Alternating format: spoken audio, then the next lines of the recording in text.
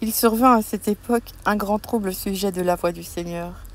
Un nommé Démétrius, orfèvre, fabriquait des temples de Diane en argent et procurait à ses ouvriers un gain considérable.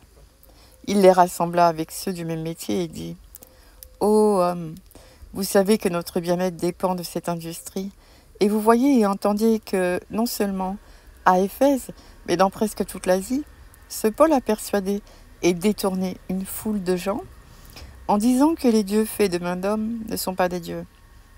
Le danger qui en résulte, ce n'est pas seulement que notre industrie ne tombe en discrédit, c'est encore que le temple de la grande déesse Diane ne soit tenu pour rien, et même que la majesté de celle qui est révérée dans toute l'Asie et dans le monde entier ne soit réduite à néant. » Ces paroles les ayant remplis de colère, ils se mirent à crier « Grande est la Diane des Éphésiens !»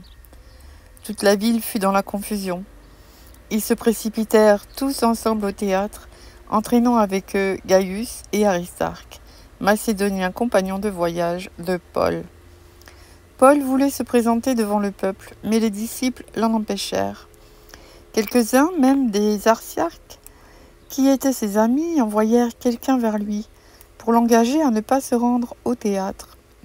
Les uns criaient d'une manière, les autres d'une autre, car le désordre régnait dans l'assemblée, et la plupart ne savaient pas pourquoi ils s'étaient réunis.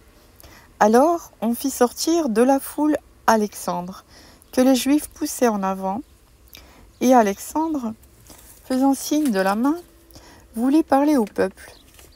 Mais quand ils reconnurent qu'il était juif, tous d'une seule voix crièrent pendant près de 2 heures « Grande est la Diane des Éphésiens !» Cependant le secrétaire ayant apaisé la foule dit « Homme éphésien, quel est celui qui ignore que la ville d'Éphèse est la gardienne du temple de la grande Diane et de son simulacre tombé du ciel ?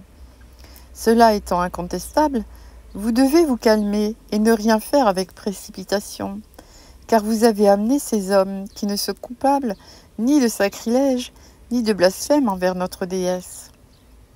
Si donc Démétrius et ses ouvriers ont à se plaindre de quelqu'un, il y a des jours d'audience et des préconsuls, qu'ils s'appellent en justice les uns les autres.